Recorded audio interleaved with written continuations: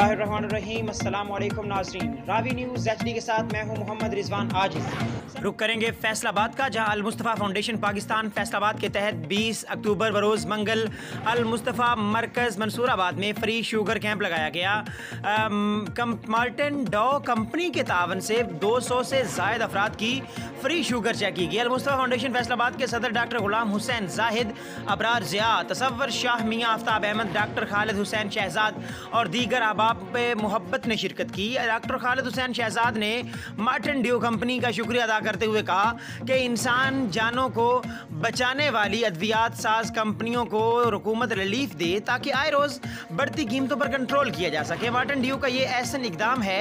अल Mustafa foundation के साथ मिलकर मज़ीद दीगर इलाकों में भी ऐसे कैंप लगाए जाएंगे।